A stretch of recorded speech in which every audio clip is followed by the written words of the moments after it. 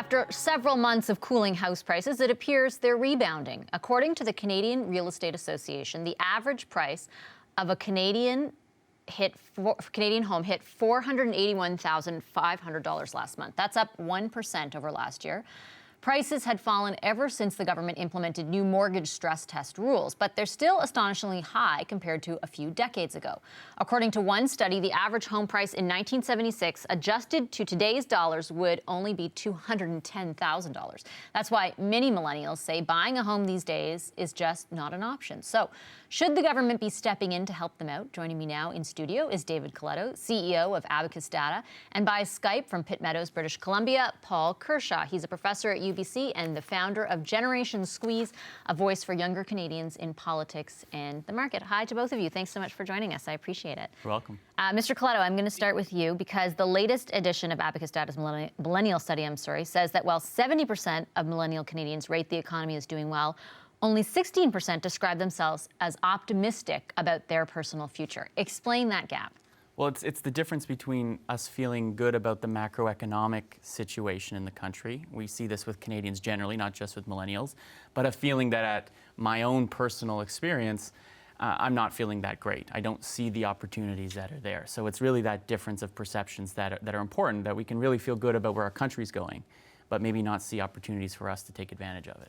And Mr. Kershaw, how much is lack of affordability for housing driving that sentiment? Well, it's really the growing gap between home prices and earnings that's making hard work not pay off for young people today like it did several decades ago when today's aging population started out. So let me give you some quick comparisons. Like a typical young adult in 1976, when my mom was a young person, she or he could work for 5 years full-time and save a 20% down payment on an average priced home. She could do that for the Canadian average. She could do that in BC. She could do that in Ontario. But if you flash forward to today, it now takes 13 years of full-time work to save that 20% down payment on an average price home for all of Canada on average. In Ontario, it's 16 years. In beautiful British Columbia, where I am today, it's 19 years.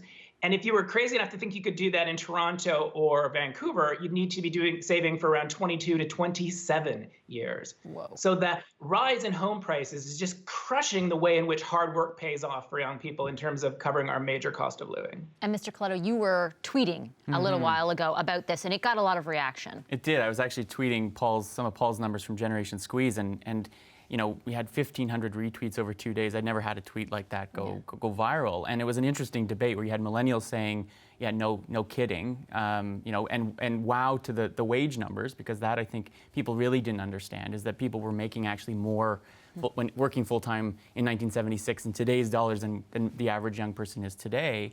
But you also had the naysayers, often, and I don't like to pit generation against each other, but it's usually older Canadians who say, oh, spare me, you know, tell me what it was like with 20% interest rates, like my parents faced in the early 80s. And so, you know, you still have this, I think, sense, and I see it in a lot of the work we do, and I talk to a lot of older Canadians, they just don't understand, or they're not willing to empathize and see truly how difficult it is, to the point where, you know, almost the majority of young Canadians, millennials, say it is harder to get ahead today than it was 30 years ago. That's a perception, but as Paul's numbers demonstrate, it's actually a reality. And so the two are meeting, and that doesn't always happen in the world of perception and reality. Yeah, and I want to ask you about that, Mr. Kershaw, because I think we've all experienced that.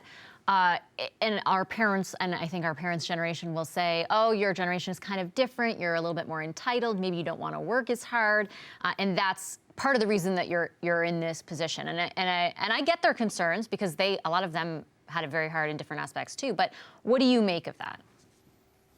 Yeah, well, there's no denying that our parents' demographic had to work hard back in the day to get ahead, to get their home and what. No one's saying people didn't have to work hard in the past. But what we need to come to terms with now is that hard work isn't paying off like it used to.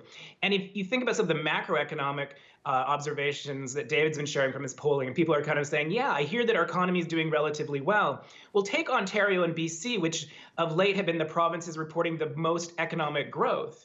What we need to do is dig down one step deeper and say, what's been driving that growth? And what's been driving the growth in those provinces more than anywhere else has been rising real estate prices.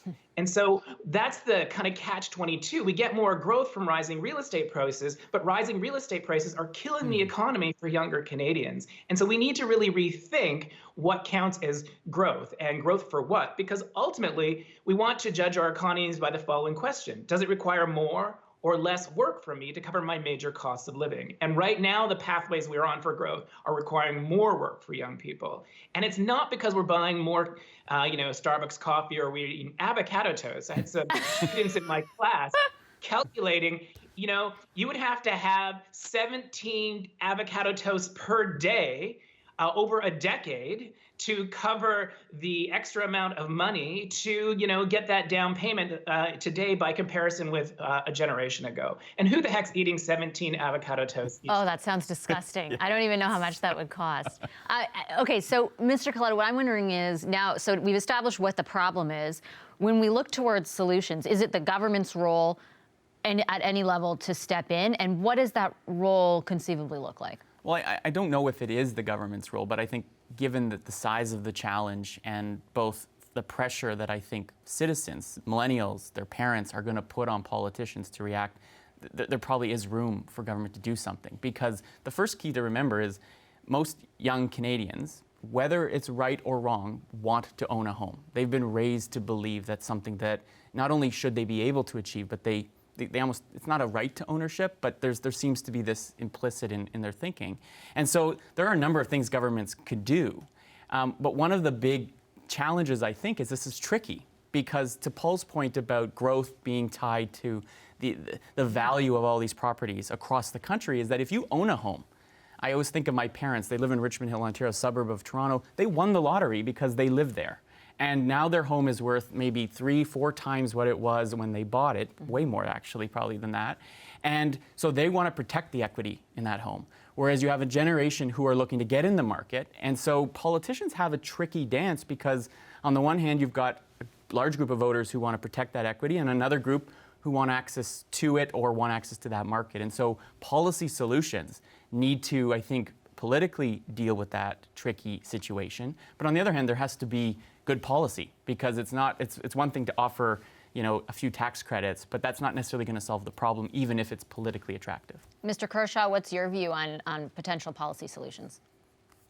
Well, I really share David's observations that policy has to be part of the solution. And it's policy really to tweak how the market is functioning, because there's two government decisions that are making our market for housing inefficient and harmful, particularly to younger folks. The first is our policies around how we use our land in areas zoned for residences. I mean, so much of our land use in our big cities remains oriented toward privileging single detached homes, or not many units per lot. And the reality is then we're not building enough supply to help create some competition to price young people back in. And then that's often discouraged in part because people want to resist changes to their urban communities, and they kind of bring not in my backyard like attitudes about adding additional density. So we need policy to encourage that new kind of supply in land already zoned for residences. But we also have to have a policy conversation about the ways in which taxation often induces people to treat homes as investments. So, for instance, we've had people saying, I don't want to buy a piece of property as a place to rent out or to live in. I want to just keep it there and see the money, see the investment return rise. And that's because it can often be sheltered from taxation. And we need to discourage people buying and keeping homes empty or using them only for short-term rentals for vacationers rather than people who are living local. And actually treat housing for tax purposes like we treat most other assets, and not shelter it in the way that we currently do. If we were to do those two things, we could dial up the right kind of supply, we could dial down some harmful kinds of demand.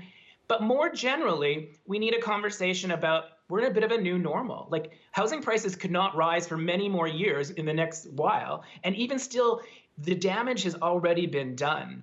And to David's point, some people have won the lottery and some people have lost out. But when we raise revenue to pay for medical, for instance, we tend to treat the following two people identically: a young renter who makes 40 grand and someone who has 40 grand and has been in the housing market for decades and now owns outright in Toronto a home over $1.5 million.